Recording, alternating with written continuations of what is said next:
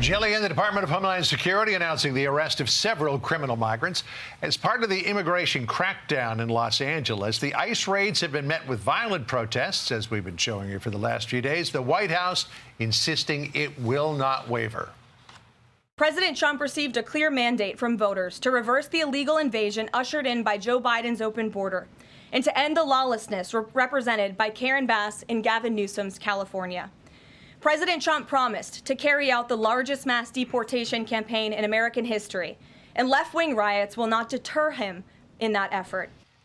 The former federal prosecutor Jim Trusty joining us now. I want to start with just a little bit of politics here for you, Jim, because our good friend Kimberly Strassel observed this in her column in the Wall Street Journal. She said, Democrats botch immigration again.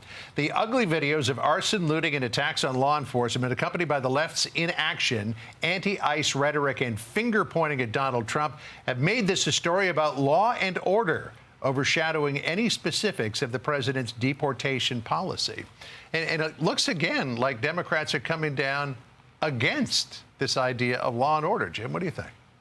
Yeah, I mean, there's some truth to that. I mean, you look at some of the recent arrests, not just for, violence on the rioting scene, but for people that are illegal with long or recent terrible records. I mean, they literally trotted out names of individuals from different countries that were involved in child molestation, murder, felony narcotics distribution. I mean, a real rogues gallery of terrible names and terrible deeds. So, I think it's, again, the politics of it's a little beyond me as a lawyer. But, yeah, when you latch on and say we need to protect these people from the evil government, it doesn't really sit well with most people that live in those neighborhoods where those bad guys are hanging out.